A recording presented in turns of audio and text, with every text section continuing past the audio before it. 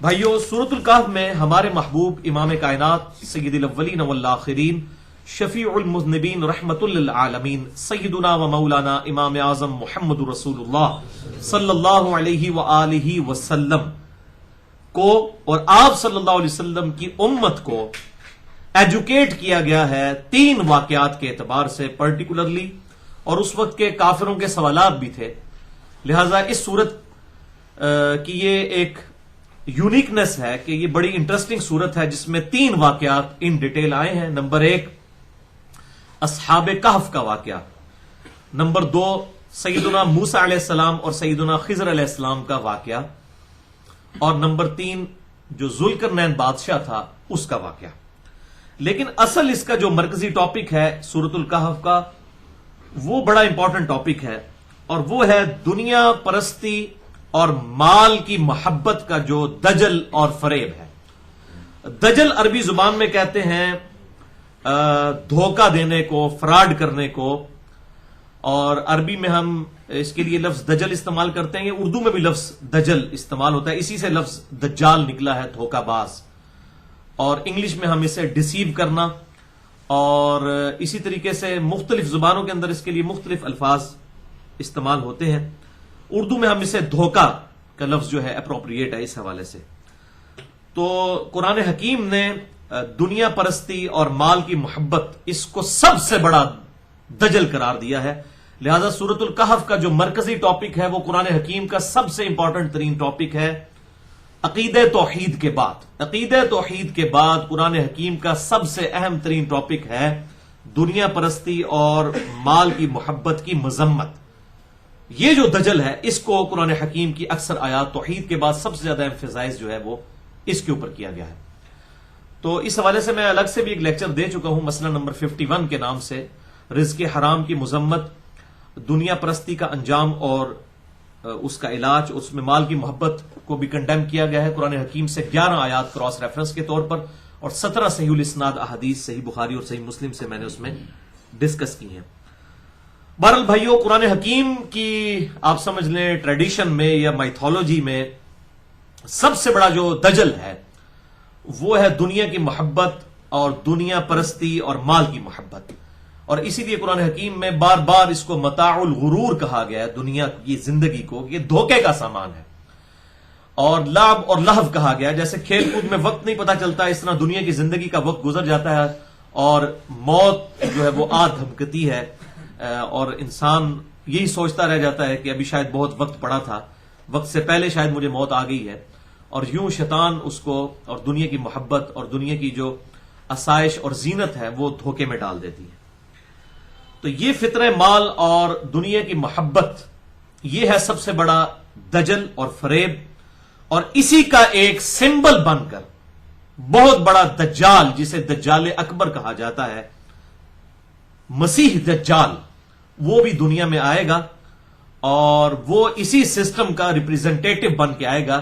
یہ ایک پورا دجالی نظام ہوگا جو ایسے شخص کو ویلکم کہے گا کہ جو شخص جو ہے وہ اسی معاملے میں ان کی لیڈرشپ سنبھالنے کے لیے آئے گا، اور اسی کو ہم دجال کہتے ہیں. اور یہ سارا دجالی نظام جو ہے یہ بیس کرتا ہے مٹیریلزم کے اوپر، مادیت کے اوپر. یہ پورے کا پورا فریب جو ہے دنیا کی زندگی کا، وہ یہ جو کچھ ہمیں مادہ نظر آ رہا ہے، دنیا کی جتنی آسائش نظر آ رہی ہے، اسی نے انسان کو دھوکے میں ڈال دیا ہے. اور یہی ہے اصل میں سب سے بڑا دجل اور دجالی نظام بھی یہی ہے کہ دنیا کی زندگی میں اس طرح لوگوں کو مشغول کر دیا جائے کہ انہیں آخرت کی بالکل ہوش اور خبر نہ رہے. بہرحال یہ جو دجال اکبر بہت بڑا دجال آنے والا ہے، اس کے حوالے سے یہ بات یاد رکھیں کہ یہودیوں کی ٹریڈیشن کے اندر یہ بات ملتی ہے کہ ایک مسیح نے آنا ہے، مسایہ نے، جو ہمارا خیر خواہ بن کر آئے گا. اور وہ خیر خواہ بن کر آیا اور آ کر چلا بھی گیا، لیکن ان لوگوں نے اس خیر خواہ کی قدر نہیں کی. اور وہ سیدنا عیسیٰ ابن مریم تھے علیہ السلام. وہ مسیح بن کر ان کے خیر خواہ بن کر آئے تھے. ان کو انہوں نے نعوذ باللہ دجال کہہ کر اور ولد الزنا کہہ کر اور پتہ نہیں معاذ اللہ کیا کیا الفاظ ان کے لیے استعمال کیے، انہوں نے ٹھکرا دیا. حضرت عیسیٰ علیہ السلام بنی اسرائیل میں سے تھے، یہودی تھے، یہودیوں نسل تھے، اور اللہ تعالیٰ نے یہودیوں کی اصلاح کے لیے انہیں بھیجا. وہ ٹیمپل آف سولمن میں ہیکل سلمانی میں جا کر جب دعوت پیش کیا کرتے تھے اور یہودی علماء کی اصلاح کی کوشش کرتے تھے تو انہوں نے سب سے پہلے ان پر فتویٰ لگایا اور عیسیٰ علیہ السلام کو انہوں نے بدنام کر لیا. حالانکہ ان کی معجزانہ پیدائش دیکھی ہوئی تھی ان لوگوں نے, اس کے باوجود ان کو انہوں نے نعوذ باللہ من ذالک حرامی کہا. نعوذ باللہ من ذالک, یہ ان کی الفاظ ہیں اور آج تک وہ کہتے ہیں سن آف مین, وہ کہتے ہیں یہ کوئی معجزانہ پیدائش نہیں ہے. نعوذ باللہ. بہرحال ابھی تک وہ ایک مسیحا کے انتظار میں ہے اور وہ جب مسیحا آئے گا تو وہ آ کر تو جا چکا, اب دجال نے آنا ہے, اس لیے اس کو بھی مسیح دجال کہا جاتا ہے. وہ اینٹی کرائسٹ جو آنے والا ہے, کرائسٹ مسیح علیہ السلام اور اینٹی کرائسٹ دجال. اب وہ جب اینٹی کرائسٹ آئے گا اس کو وہ اپنا جو ہے وہ لیڈر مان لیں گے اور اس کو اپنا مسیحا مان لیں گے. تو اس کے اوپر پھر اس اعتبار سے میں کہتا ہوں کہ پوری انسانیت کا اتفاق ہے دجال کی پرسنالٹی کے اوپر اور مسیح علیہ السلام کی پرسنالٹی کے اوپر, کرائسٹ اور اینٹی کرائسٹ. اس کے اوپر سارے جتنے آسمانی مذاہب ہیں, چاہے وہ جیوز ہوں, کرسچنز ہوں یا مسلمز ہوں, سب کے سب اس کو مانتے ہیں. اور عیسیٰ علیہ السلام مقام لد پر اسے جو ہے وہ قتل کریں گے. صحیح مسلم کے اندر یہ حدیث موجود ہے, میں انشاءاللہ وہ ساری احادیث بھی بیان کروں گا. اور ایک غرقد درخت ہے جو صحیح مسلم میں ہی آتا ہے, وہ جو ہے یہودیوں کو پناہ دے گا اور اس کی وہ کاش بڑی تیزی کے ساتھ اسرائیل میں کر رہے ہیں. یہ صحیح مسلم کے اندر حدیث موجود ہے. اور آپ صلی اللہ علیہ وسلم فرماتے ہیں کہ حتیٰ کہ یہ حال ہوگا کہ اگر کوئی یہودی کسی پتھر کے پیچھے بھی پناہ لے گا تو وہ پتھر بھی بول اٹھے گا, اے مسلم میرے پیچھے یہودی ہے, اسے قتل کرتے ہیں. اس کے اعمال کے سبب ظاہر ہے کہ ویسے نہیں قتل کیا جائے گا. تو میں اس میں کہا کرتا ہوں کہ وہ پتھر جو ہے وہ بول کے یہ نہیں کہے گا اے اہل حدیث, اے بریلوی, اے دیوبندی, اے شیعہ, وہ کہے گا اے مسلم. تو جو اپنے آپ کو مسلم کہتا ہوگا انشاءاللہ اس وقت تک امام مہدی کی برکت سے, عیسیٰ علیہ السلام کی برکت سے, یہ جو یہ دجالیت فرقہ پرستی کی جو ہے, جو قرآن حکیم کے بالکل صراحتاً خلاف ہے, یہ بھی انشاءاللہ تعالی ختم ہو چکی ہوگی انشاءاللہ تعالی. بہرحال اس حوالے سے میرے 2 لیکچرز بڑے اہم ہیں. مسئلہ نمبر 12 کے نام سے حیات مسیح اور نزول مسیح علیہ السلام, اور مسئلہ نمبر 127 بھی ہے امام محمد بن عبداللہ المہدی علیہ السلام کی خلافت کا قیام پوری دنیا کے لیے ہوگا, اور اہل سنت اور اہل تشیع کا اتفاق ہے اس کے اوپر. یہ میں نے الحمدللہ 2 لیکچرز ریکارڈ کروا دیے ہیں, جسے شوق ہو تو وہ دیکھ سکتے. بھائیو, اس دجالی نظام نے مادہ پرستی کے اندر مبتلا کر دیا ہے پوری کی پوری انسانیت کو, مٹیریل کے اوپر. اور اللہ تعالیٰ نے انسان کو 2 سورس آف نالج دیے تھے. ایک ایکوائرڈ نالج جو مٹیریل کا علم ہے, جسے ہم سائنس کہتے ہیں, the knowledge obtained through observations and experiments is known as science. اب قرآن بھی اس علم کو مانتا ہے. یہ تو تھا مادے سے related, physical phenomena of nature, قانون قدرت سے ریلیٹڈ علم. اور ایک دوسرا علم ہے جو روحانی علم ہے, ریویلڈ نالج, جو اللہ تعالیٰ نے وحی کے ذریعے, کتابوں کے ذریعے, جس کی الحمدللہ ہمارے پاس یہ فائنل ٹیسٹمنٹ القرآن موجود ہے, اولڈ ٹیسٹمنٹ, نیو ٹیسٹمنٹ, اور اب یہ فائنل ٹیسٹمنٹ موجود ہے.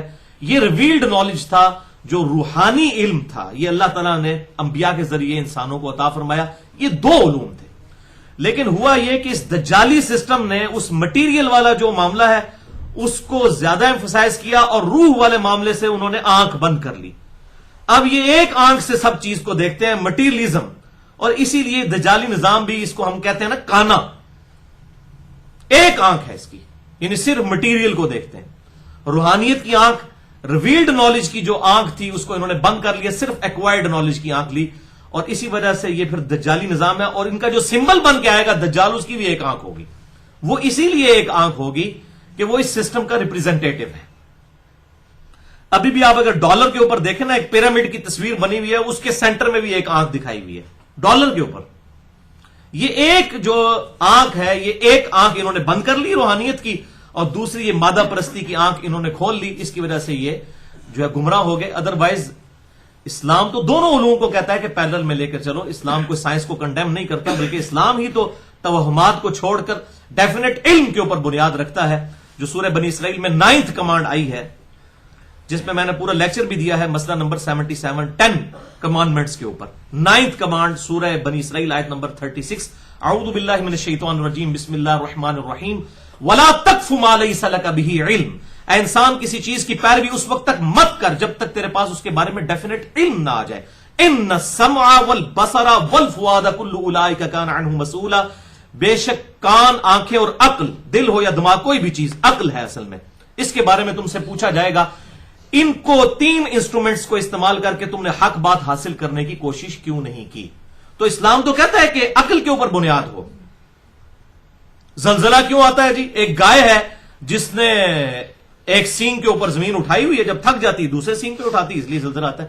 بھائی نہ اس کو سائنس سپورٹ کرتی ہے، نہ ہمارا ایکوائرڈ نالج، نہ ریویلڈ نالج.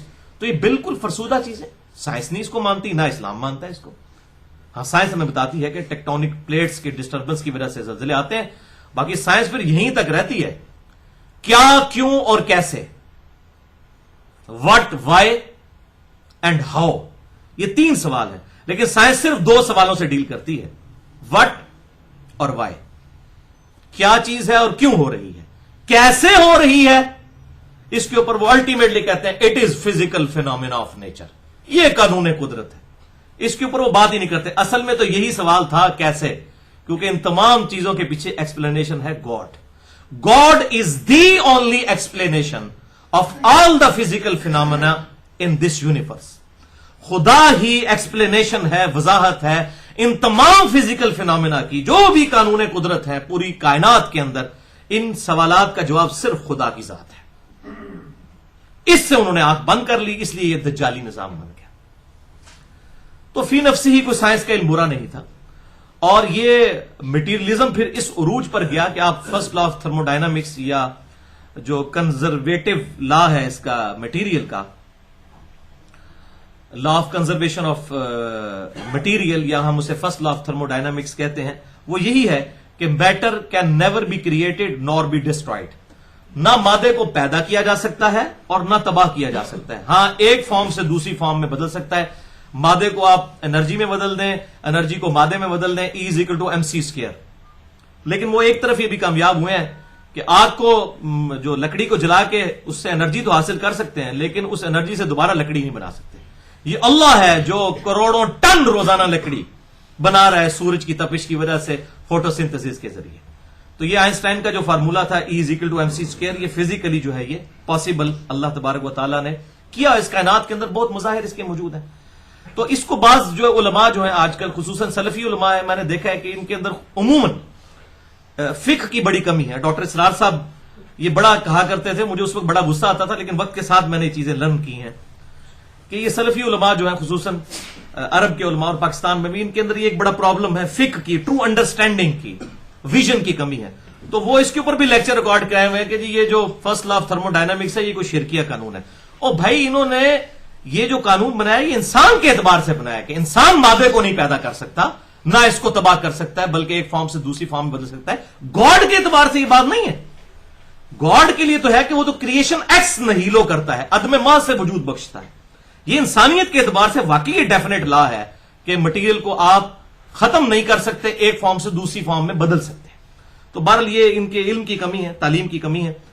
تو یہ جو مٹیریلزم کے ماننے والے لوگ تھے دجالی نظام کے، انہوں نے ایک آنکھ بند کر لی. یعنی انہوں نے اسباب کو، مٹیریل کو سب کچھ سمجھ لیا، اور مسبب الاسباب جو گاڈ ہے، اللہ ہے، سپریم بینگ ہے، سپر نیچرل ایجنسی ہے، بھگوان ہے، خدا ہے، اس سے انہوں نے آنکھ بند کر لی. اس لیے دجالی نظام ہمارے سامنے ہے، اور اس کی اصلاح صرف اسی صورت میں ہوگی کہ وہ اس سوال پر آ جائے، ہاؤ، کیسے. اس سوال کا جواب جو ہے ہمارے ریویلڈ نالج کے پاس ہے کہ یہ کائنات کے اندر جو کچھ ہو رہا ہے سب کی سب چیزیں ایک خدا کے کرنے سے ہوئی، الحمدللہ.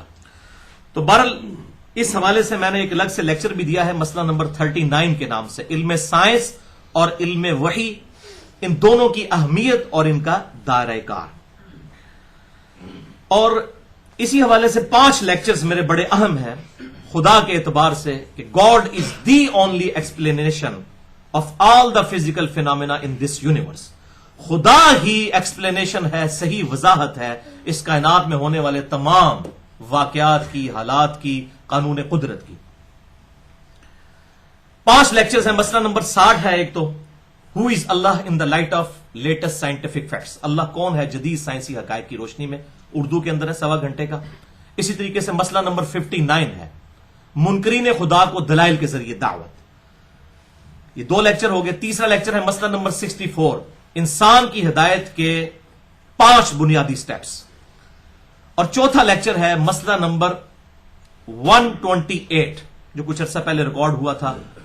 God is the only and alone creator of this universe. خدا ہی اکیلا اور یکتا کریٹر ہے، پیدا کرنے والا ہے، خالق ہے اس پوری کائنات کا. اور 5واں لیکچر جس کو میں سمجھتا ہوں کہ بہت بڑا اللہ تعالیٰ نے مجھ سے وہ کام لیا اور ایک بہت بڑا ادھار تھا، مسئلہ نمبر 83B جو دور حاضر کے ایک لیڈنگ ایتھیسٹ ہیں، آکسفورڈ یونیورسٹی کے پروفیسر رچرڈ ڈاؤکنز، جنہوں نے کتاب لکھی دا گاڈ ڈیلوژن، یعنی خدا کا نظریہ یہ ایک ڈیلوژن ہے، نسل در نسل ٹرانسفر ہو رہا ہے بغیر کسی دلیل کے. وہ تقریباً 450 صفحوں پر کتاب تھی. میں نے وہ کتاب پڑھ کے اس کے رد میں پورا لیکچر ریکارڈ کروایا ہے. مسئلہ number 83B، who created God, اور جدید شیطانی وسوسوں کا تحقیقی جائزہ. خدا کو کس نے پیدا کیا اور جدید شیطانی وسوسوں کا تحقیقی جائزہ. جسے شوق ہو تو وہ اہل سنت پاک .com پہ وہ لیکچر سن سکتا ہے. بہرحال بھائیو، یہ جو دجالی نظام ہے اس نے روح والے معاملے میں آنکھ بند کر لی. اب ایک آنکھ مٹیریل کی، اور اس کا رزلٹ ہمارے سامنے ہے کہ یہ اب کانے ہو گئے ہیں، ان کو کوئی ایکسپلینیشن نہیں ملتی.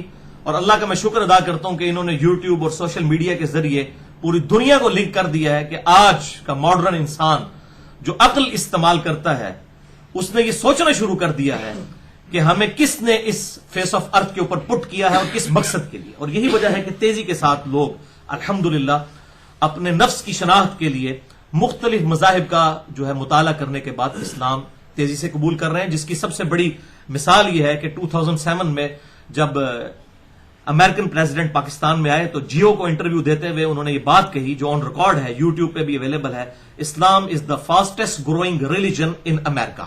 سب سے زیادہ تیزی سے پھیلنے والا دین امریکہ کے اندر ہے اسلام، اور بڑی تیزی کے ساتھ الحمدللہ یہ دین پھیل رہا ہے. مولویوں کی دعوت کی وجہ سے نہیں، مولویوں کی تقریر تو ان کی اپنی پبلک بھی نہیں سنتی، نہ ان کی کمپیٹنسی ہے کہ کسی غیر مسلم کو سمجھائیں. یہ الحمدللہ قرآن حکیم کی وجہ سے. اور میں نے اس پہ کئی ایک لیکچر دیے، مسئلہ نمبر 85 خصوصاً قرآن اور قتال، ہمارے نبی صلی اللہ علیہ وسلم کی 2 خصوصیات. جسے شوق ہو تو وہ دیکھ سکتا ہے.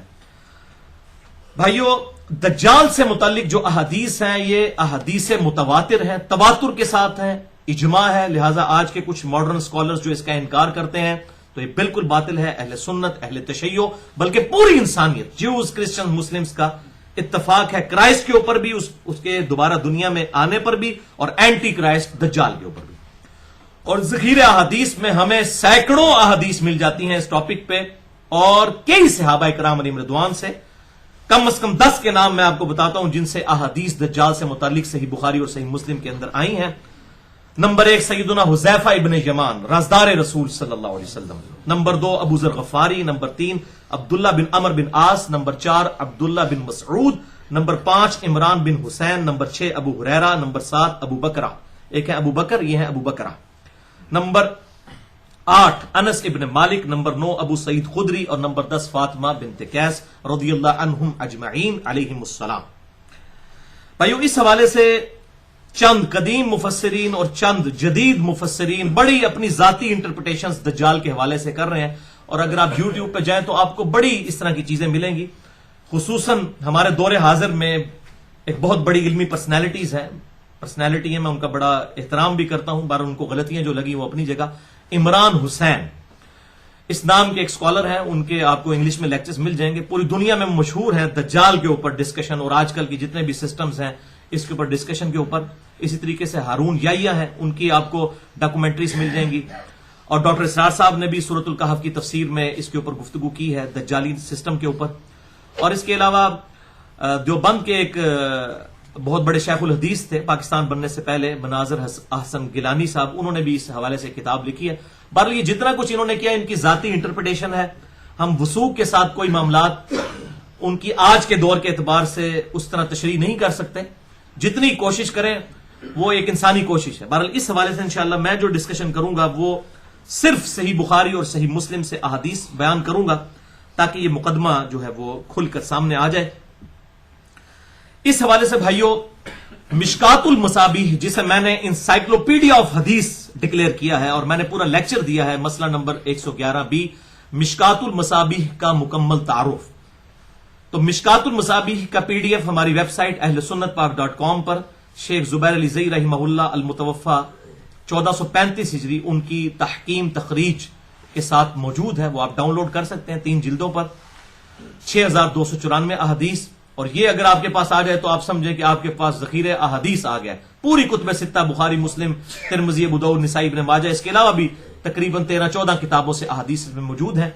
تو اس میں جو ہے وہ دجال کے اعتبار سے بڑی ڈیٹیل چیپٹرز آئے ہیں۔ انٹرنیشنل نمبر کے مطابق مشکات المصابیح میں 5464 سے لے کر 5520 تک کل 57 احادیث آئی ہیں، ان میں سے میجورٹی صحیح بخاری اور صحیح مسلم سے ہیں۔ جسے شوق ہو تو یہ خود پڑھ لے، کیونکہ آج میں کئی احادیث سکپ کر جاؤں گا، ورنہ تو یہ کم از کم 3 گھنٹے کا لیکچر چاہیے دجال کے اوپر۔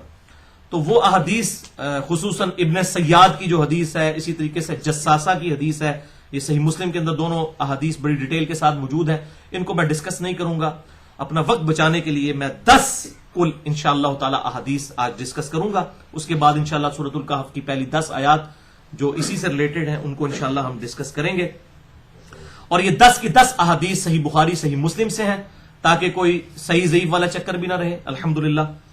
اور اسی میں ہم دجال سے بچنے کے 3 سنت وظائف جو بخاری اور مسلم میں آئے ان کو بھی انشاءاللہ ڈسکس کریں گے انہی 10 احادیث کے تحت۔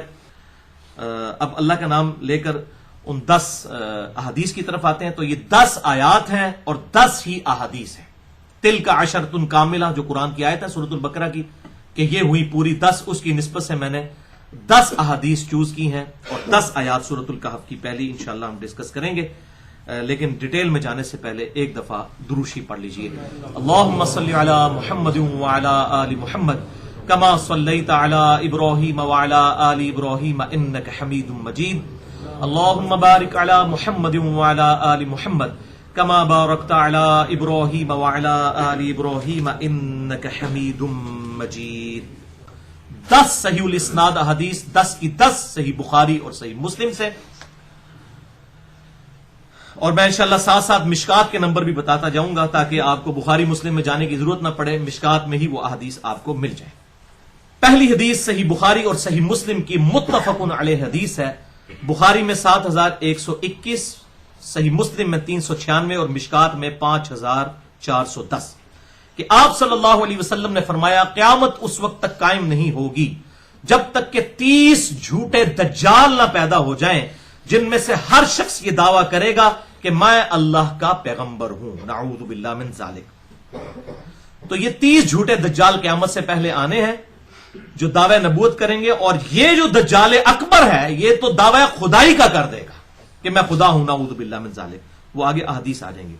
اچھا، اسی کی ایکسپلینیشن ہے سنن نبی داؤد میں 4252، جامع ترمذی میں 2202، ابن ماجہ میں 3952 اور مشکات میں 5406، کہ آپ صلی اللہ علیہ وسلم نے فرمایا کہ میری امت میں 30 جھوٹے کذاب آئیں گے جو دعوی نبوت کریں گے اور سب کے سب یہی کہیں گے کہ وہ اللہ کے پیغمبر ہے، حالانکہ انا خاتم النبیین لا نبی بعدی، حالانکہ میں خاتم النبیین ہوں، میرے بعد کوئی نبی نہیں ہے، اور میری امت کا ایک گروہ قیامت تک حق پر قائم رہے گا، کوئی نقصان پہنچانے والا ان کو نقصان نہیں پہنچا سکے گا، وہ غالب رہیں گے یہاں تک کہ قیامت قائم ہو جائے۔ یہ غالب سے مراد حکومت نہیں ہے، اس سے مراد ہے علمی دلائل میں غالب، جو سورۃ الانفال میں آیا کہ جو ہلاک ہوا دلیل سے ہلاک ہوا، جو زندہ ہوا دلیل سے زندہ ہوا، 10ویں پارے کے پہلے صفحے پہ یہ آیت موجود ہے۔ تو یہ علمی غلبہ ہے، اس سے مراد کوئی فزیکل حکومتی غلبہ نہیں ہے، یہ بات سمجھے۔ تو اس حوالے سے میرا ایک ڈیٹیل لیکچر بھی ہے مسئلہ نمبر 40 کے نام سے، کیونکہ ان 30 دجالوں میں سے ایک بڑا دجال جو ہے وہ ہماری ہی اس ایک 100 سال کے اندر گزرا ہے، غلام احمد قادیانی، اور اس کی دجالیت بہت بڑے لیول کی ہے، کیونکہ اس سے پہلے جن لوگوں نے جھوٹا دعوی پیغمبری کیا وہ وقت کے ساتھ ختم ہو گئے، لیکن اس کے فالوورز ابھی بھی لاکھوں کی تعداد میں دنیا میں موجود ہیں۔ تو میں نے اس لیے پورا لیکچر بھی اس حوالے سے ریکارڈ کروا دیا ہے، جو وہ لفظ خاتم اور خاتم کی بحث کرتے ہیں۔ مسئلہ نمبر 40 ہے میرا اہلسنتپاک.com پر، اور وہ میں نے 40 کی نسبت لی تھی اور وہ بائی چانس ہی آئی تھی اس وقت۔ وہ سورۃ الاحزاب کی آیت نمبر 40 ہے، ما کان محمد ابا احد من رجالکم ولکن رسول اللہ وخاتم النبیین نبی صلی اللہ علیہ وسلم، محمد صلی اللہ علیہ وسلم تم مردوں میں سے کسی کے باپ نہیں ہیں، بلکہ وہ تو اللہ کے پیغمبر ہیں اور خاتم النبیین ہیں. آپ صلی اللہ علیہ وسلم نبوت کی مہر بھی ہیں، اور مہر ڈاکومنٹ کے اینڈ پہ لگتی ہے جس کے بعد کوئی چیز ایڈ کرنا جرم ہوتا ہے. یہ مہر بھی ہے اور خاتم بھی ہے اور خاتم بھی ہے. یہ دونوں الفاظ آپ صلی اللہ علیہ وسلم کے لیے بخاری و مسلم میں جتنی احادیث آئی تھی میں نے ڈیٹیل سے اس میں بیان کی، آج میں اس تفصیل میں نہیں جاتا. دوسری حدیث بھی صحیح بخاری اور صحیح مسلم کی متفق علیہ حدیث ہے.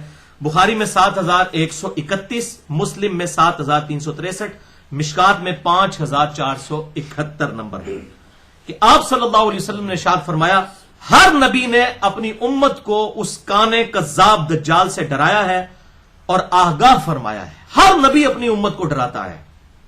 سن لو وہ کانا ہوگا جبکہ تمہارا رب کانا نہیں ہے. رب کانا نہیں ہے، اللہ کی 2 آنکھیں ہیں جیسا کہ اس کی شان کے لائق ہے. ہم اس کی تمثیل میں نہیں پڑھتے. مسئلہ نمبر 41 اسماء و صفات کے اعتبار سے میرے سن لیں، جس میں نے دونوں طرف کی ایکسٹریمز کا رد کیا ہے، سلفیوں کی بھی اور حنفیوں کی یعنی مرجیہ کی یا جہمیہ کی. پوری ڈیٹیل کے ساتھ میں نے اس چیز کو ایڈریس کیا، اور ابھی حال ہی میں میرا ایک لیکچر بھی ریکارڈ ہوا ہے، مسئلہ نمبر 132 اللہ تعالیٰ کے استوا علی العرش کے عقیدے میں جو غلو ہوا ہے دونوں طرف سے، جہمیہ کی طرف سے بھی اور سلفیوں کی طرف سے بھی، میں نے اس میں حق بات بھی الحمدللہ بتا دی ہے. تو آپ نے فرمایا تمہارا رب کانا نہیں ہے، اس کی 2 آنکھوں کے درمیان یعنی دجال کی 2 آنکھوں کے درمیان، ایک تو آنکھ اس کی غائب ہوگی، دوسری جو ہے وہ انگور کے دانے کی طرح ابری ہوئی ہوگی. ان دونوں آنکھوں کے درمیان یعنی اس کے ماتھے پر لفظ لکھا ہوگا کافر، یعنی عربی میں آپ کاف کے اوپر کھڑی زبر ڈال دیں تو وہ کافر بن جاتا ہے. کافر لکھا ہوا ہوگا لیکن پھر بھی لوگ دھوکہ کھا جائیں کیونکہ وہ بزرگ ہوگا نا، بڑے کرامتیں اور وہ اس طریقے سے استدراج کر کے بتائے گا. میں نے بڑی ڈیٹیل کے ساتھ مسئلہ number 131 A B C D 4 record کروا دی ہیں، 7 گھنٹے کی گفتگو معجزات اور کرامات کے اوپر. اس میں نے بڑی ڈیٹیل کے ساتھ مسئلہ نمبر 131 D میں تو اس حوالے سے بتایا کہ یہ سارے شوبتے جو دکھائے گا وہ شوبتوں کو ماننے والے اس کو اپنا بزرگ مان لیں گے، حالانکہ کاف فے رے لکھا ہوگا. وہ ہو سکتا ہے اس کی کوئی تعویل کر لیں گے، یہ ایبریویشن ہے، کوئی اچھے الفاظ ڈیوائز کر دیتے ہیں اس کے لیے، جس طرح آج بھی لوگ واضح چیزیں بھی بتائیں پھر بھی نہیں مانتے ہیں، تعویل کر جاتے ہیں. تو بہرحال اس حوالے سے یہ بات یاد رکھیں کہ ایک حدیث بھی ہے جس کی غلط انٹرپریٹیشن ہوتی ہے. میں چونکہ فرقہ واریت کو 3 طلاقیں دے کر اور 4 تکبیریں پڑھ کر دفنا چکا ہوں. ہمارے یہاں جہلم شہر میں بعض سلفی علماء نے اس حدیث کی غلط انٹرپریٹیشن کرنے کی کوشش کی، تو میں وہ بتا دوں اس حوالے سے کہ ایک حدیث صحیح مسلم میں آتی ہے انٹرنیشنل نمبر کے مطابق 7392، مشکات میں 5478 کہ آپ صلی اللہ علیہ وسلم نے فرمایا کہ میری امت میں اصفہان کے 70,000 یہودی اپنے سروں پر سبز چادریں اوڑے ہوئے دجال کا ساتھ دیں گے. یہ ہے صحیح مسلم کی حدیث، اس میں الفاظ ہے یہودی. وہ بعض لوگوں نے پکڑ کے جو ہے وہ دعوت اسلامی والوں پہ لگا دیا بچاروں پہ. ہمیں بھی ان سے اختلاف ہے لیکن وہ یہودی نہیں ہے، وہ مسلمان ہے، اور ٹھیک ہے کلمہ گو شرک ان کے اندر موجود ہے لیکن کافر نہیں ہے، اور عقیدے کی اصلاح کرنی چاہیے.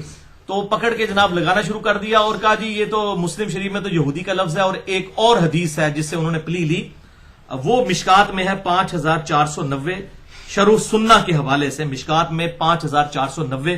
حالانکہ یہ حدیث من گھڑت حدیث ہے.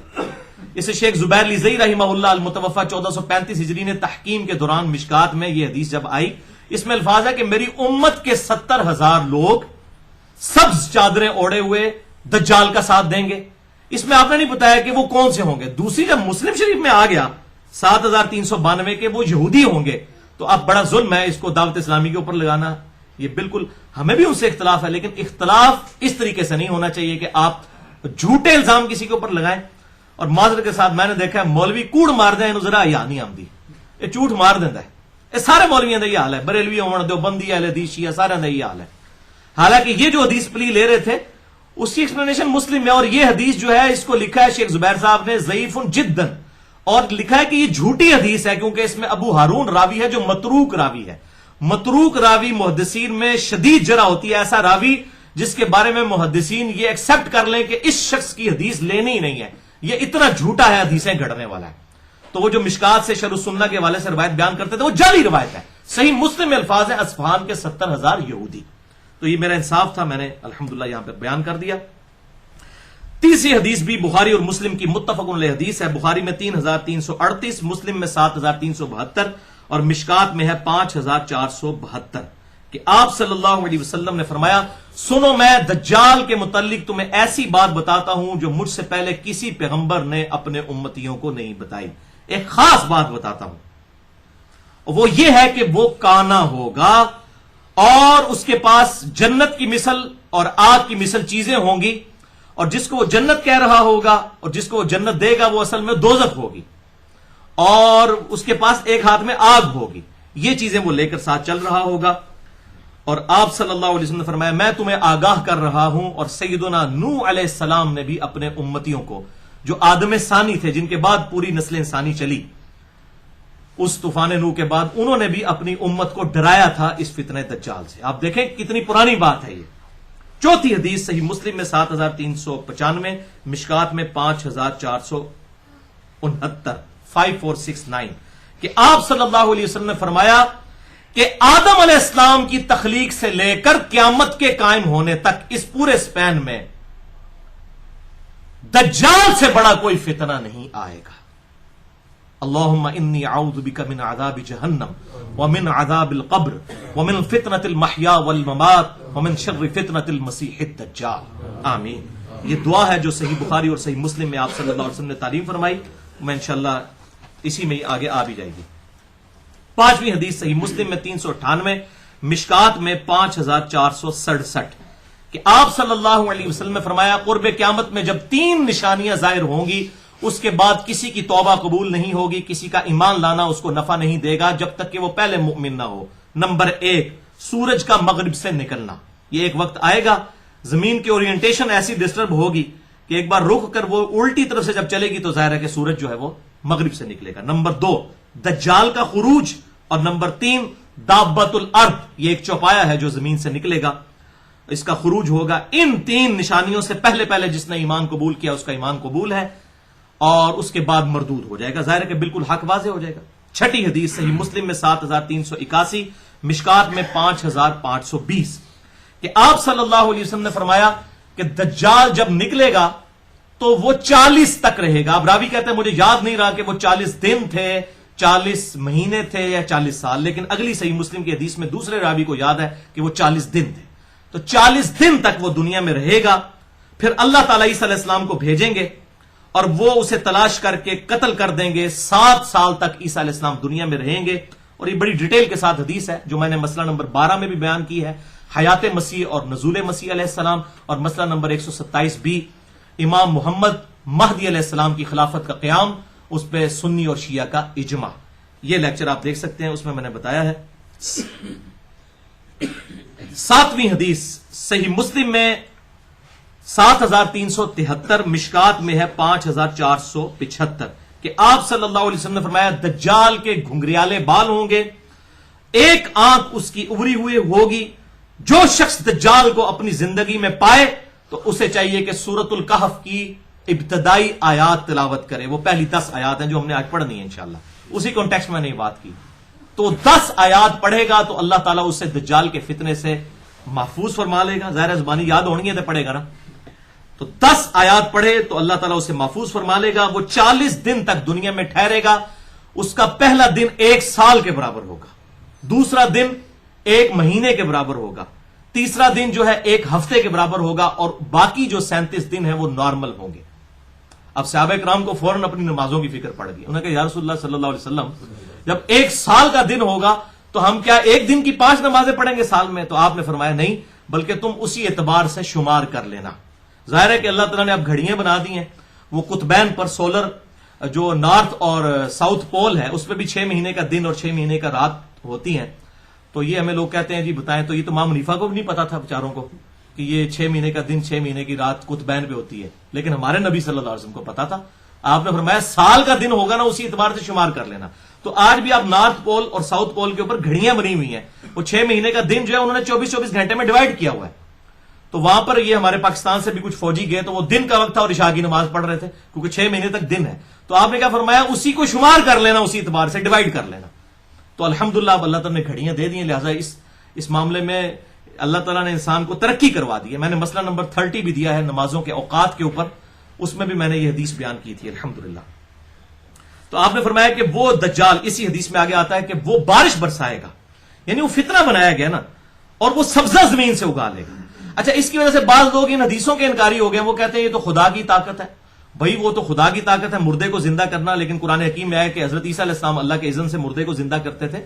جس طرح شیطان کو اللہ نے اتنی طاقت دی ہے ہماری آزمائش کے لیے، اسی طریقے سے دجال کو بھی اللہ تعالیٰ طاقت دے گا ہماری آزمائش کے لیے کہ کون اسے رب مانتا ہے اور کون اپنی اس عقیدے کے اوپر قائم رہتا ہے. تو پھر اسی حدیث میں آگے الفاظ ہیں صحیح مسلم 7373 کہ آپ صلی اللہ علیہ وسلم فرماتے ہیں پھر اللہ تعالیٰ عیسیٰ علیہ السلام کو بھیجے گا. ظاہر امام محمد مہدی کے تو قابو نہیں آئے گا دجال، وہ زیادہ طاقتور ہوگا. تو عیسیٰ علیہ السلام کے بارے میں اسی صحیح مسلم میں آتا ہے کہ وہ 2 زعفرانی زرد کلر کی چادریں اوڑے ہوئے، ایک تہمد اور ایک اوپر چادر، 2 فرشتوں کے پروں پر ہاتھ رکھتے ہوئے دمشق کے مینار کے اوپر اتریں گے، اور پھر وہ دجال کو مقام لد پر پا کر وہاں پر قتل کر دیں گے. ان کی سانس ایسی نکلے گی حضرت عیسیٰ علیہ السلام کی کہ دجال کے فالوورز اور دجال پگھلنا شروع ہو جائے گا. اب یہ پتہ نہیں اللہ تعالیٰ نے ان کے سانس میں کیسی کوئی لیزر فٹ کر دی ہوگی کہ وہ جوں کر کے جیسے دیکھیں گے دجال کو تو وہ پگھلنا شروع ہو جائے گا. یہ تو آج ہم سمجھ سکتے ہیں کہ یہ اس پہ ہالی ووڈ نے فلمیں بھی جو لیزر کی بنا دی ہوئی ہیں، یہ فزیکلی حضرت عیسیٰ علیہ السلام کو اللہ تعالیٰ یہ کوالٹی دے دے گا کہ وہ دجال اور مقام لد پر اسے پکڑ کر قتل کریں گے. اور آپ کو حیرانگی ہوگی کہ 60s کے اندر اسرائیل نے اس چھوٹے سے گاؤں لد کے اندر انٹرنیشنل ایئرپورٹ بنایا ہے. لوگ حیران تھے کہ یہ لد میں ایئرپورٹ بنانے کی کیا ضرورت ہے. تو یہ مقام لد کا ذکر صحیح مسلم 7373 میں موجود ہے. اور میرا اپنا گمان ہے کہ شاید وہ اپنے کسی بوئنگ یا ایئر بس جہاز میں فرار ہونے کی کوشش کرے گا وہ اس لد انٹرنیشنل ایئرپورٹ سے، اور عیسیٰ اسلام وہیں پر اس کو لیزر مار کے جو ہے وہ ہلاک کر دیں گے انشاءاللہ تعالی. اللہ تعالیٰ اگر ہماری زندگی میں ایسا معاملہ ہو تو ہمیں امام محمد مہدی اور سیدنا عیسیٰ علیہ السلام کا ساتھ نصیب فرمائے، آمین. اب آخری 3 احادیث جو ہیں وہ فتنہ دجال سے بچنے کے لیے 3 طریقے جو ہیں صحیح بخاری اور صحیح مسلم کے اندر جو آئے، میں انشاءاللہ وہ بیان کر دیتا ہوں تاکہ یہ معاملہ کھل جائے. 8ویں حدیث صحیح مسلم میں 1883 نمبر اور مشکات میں ہے 2126 کہ آپ صلی اللہ علیہ وسلم نے فرمایا کہ جو شخص سورۃ الکہف کی پہلی 10 آیات زبانی یاد کر لے گا اللہ تعالیٰ اسے دجال کے فتنے سے بچا لے گا انشاءاللہ. یہ ہے پہلا وظیفہ، پہلا طریقہ. اچھا، جامعہ ترمذی میں بھی ایک حدیث ہے انٹرنیشنل نمبر کے مطابق 2886، لیکن وہ منکر ہے. اس میں الفاظ ہے پہلی 3 آیات جو یاد کر لے گا یا 3 آیات پڑھ لے گا، لیکن وہ روایت منکر ہے، وہ اس کے خلاف ہے، وہ شاذ روایت ہے. اصل روایت ہے پہلی 10 آیات. صحیح مسلم میں ایک حدیث میں 1884 میں آخری 10 آیات کا بھی ذکر ہے، لیکن وہ راویوں کا آپس میں اختلاف ہے. مضبوط بات جو ہے باقی کتابوں میں بھی یہی ملتی ہے، ترمذی میں، ابن ماجہ میں، ابو داؤد کے اندر کے پہلی 10 آیات جو صحیح مسلم میں آیا. اسی حوالے سے ایک اور حدیث ہے المستدرک للحاکم میں صحیح سند کے ساتھ انٹرنیشنل نمبر کے مطابق 3392، مشکات میں 2175 نمبر کہ آپ صلی اللہ علیہ وسلم نے فرمایا جو شخص جمعے کے دن سورۃ الکہف پڑھ لے گا تو اگلے جمعے تک اللہ تعالیٰ کی طرف سے ایک نور اس کے لیے مقرر کر دیا جائے گا. وہ نور چمکتا رہے گا 2 جمعوں کے درمیان. لہٰذا یہ اس اعتبار سے ایک وظیفہ بھی ہے سورۃ الکہف جمعے والے دن تلاوت کرنا.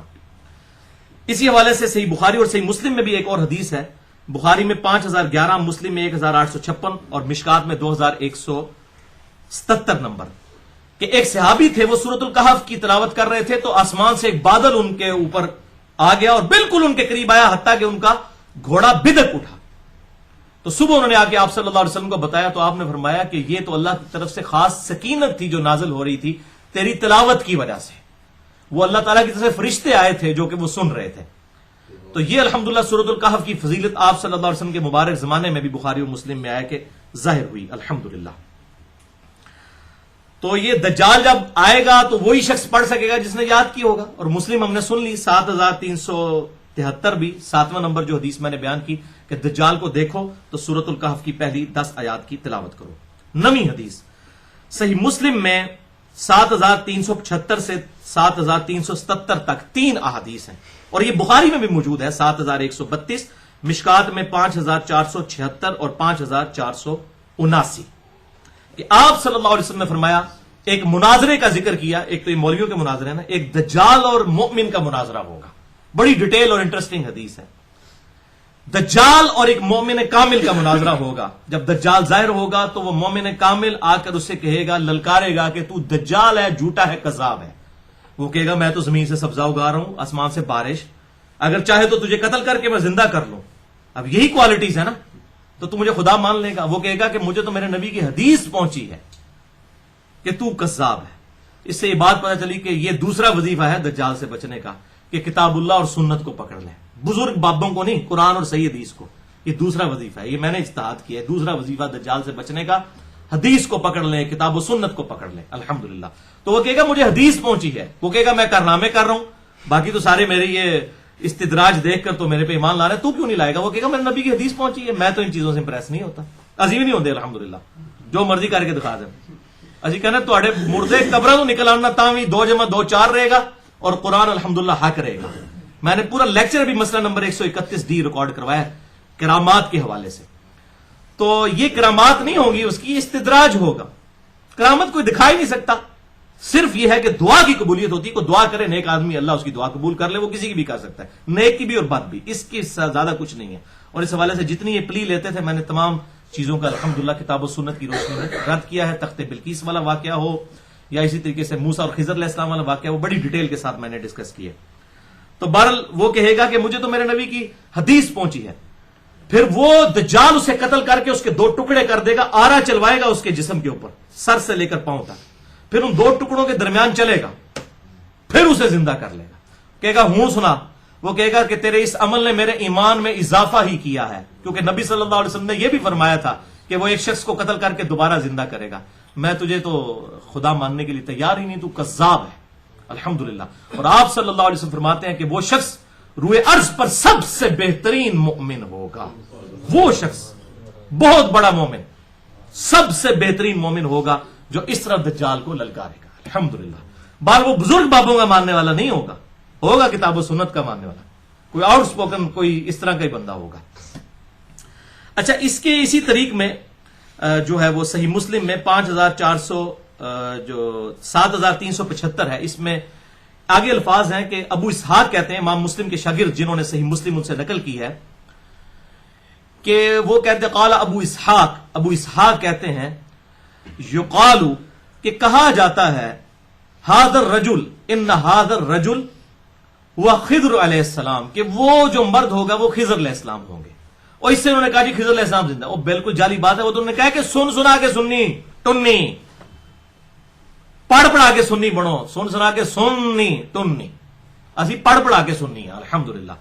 تو لوگوں میں یہ چیز مشہور ہے. ذرا خضر کو تو کہیں بھی فٹ کر دیتے ہیں نا، تو لوگوں میں مشہور ہے. لوگوں میں تو بہت کچھ مشہور ہے. 8 ضعیف روایتیں آتی ہیں کہ نبی صلی اللہ علیہ وسلم کی مبارک زبان پر بتوں کی تعریف جاری ہو گئی تھی. نعوذ باللہ. جو کہتے ہیں نا ضعیف جمع ضعیف برابر ہے صحیح، تو یہ 8 نے. اس قسم کی اور بڑی بےہودہ قسم کی روایتیں ہیں. میرا مسئلہ نمبر 36 سن لیں، ضعیف الاسناد اور من گھڑت احادیث کے فتنے کا تحقیقی جائزہ. تو بہرحال یہ بالکل جعلی بات ہے. وہ انہوں نے کہا کہ صرف مشہور ہے. تو حیات خضر علیہ السلام سے متعلق جو ہے، اور ان کو پیغمبر کی بجائے جو ہے وہ ایک درجہ دے دیا ایک بزرگ کا کسی، تو اس کے رد میں نے مسئلہ نمبر 13 بھی ریکارڈ کروا دیا، جسے شوق ہوا اہلسنتپاک.com پہ دیکھ سکتا ہے. آخری 10ویں حدیث وہ ہے دعا. صحیح بخاری اور صحیح مسلم میں موجود ہے. 8332 صحیح بخاری میں، مسلم میں 1324، مشکات میں 939 سے 941 تک 3 احادیث ہیں کہ آپ صلی اللہ علیہ وسلم خود بھی 4 چیزوں کے شر سے اللہ کی پناہ مانگتے تھے، اور صحابہ کو حکم دیتے تھے کہ 4 چیزوں کے شر سے اللہ کی پناہ تشہد میں مانگا کرو، یعنی دروشی پڑھنے کے بعد. اللہم انی اعوذ بک من عذاب جہنم، واعوذ بک من عذاب القبر، واعوذ بک من فتنۃ المحیا والممات، ومن شر فتنۃ المسیح الدجال. یعنی میں پناہ مانگتا ہوں عذاب جہنم، عذاب جو قبر، اور زندگی اور موت کا فتنہ، اور دجال کا فتنہ. اس کے لیے مختلف الفاظ ہیں تھوڑے بہت فرق سے، لیکن یہ 4 اس میں چیزیں موجود ہیں. ان 4 چیزوں کے شر سے اللہ تعالیٰ کی پناہ طلب کی جائے. اور صحیح مسلم میں 1333 نمبر حدیث ہے کہ امام طاؤس تابعی کا قول امام مسلم نے نقل کیا ہے کہ انہوں نے اپنے بیٹے کے بارے میں سنا کہ اس نے تشہد میں یہ دعا نہیں پڑھی، اللہم انی اعوذ بک من عذاب جہنم ومن عذاب القبر ومن فتنۃ المحیا والممات ومن شر فتنۃ المسیح الدجال. تو انہوں نے اپنے بیٹے سے کہا کہ نماز دوبارہ پڑھ، کیونکہ اللہ کے نبی اس کا حکم دیتے تھے. اب یہ دعا اتنی امپورٹنٹ ہے، آپ صلی اللہ علیہ وسلم نے اس کا حکم دیا ہے، لہٰذا یہ دعا یاد کریں. باقی بھی جتنی مانگے ہیں، رب جعلنی مانگے ہیں، ربنا آتنا فی الدنیا، جتنی مانگے، لیکن یہ 4 چیزوں سے اللہ تعالیٰ کی پناہ حاصل کرنے کے لیے دعا ضرور مانگیں. یہ تیسرا طریقہ ہے دجال کے فتنے سے بچنے کا، یہ دعا ہے. الحمدللہ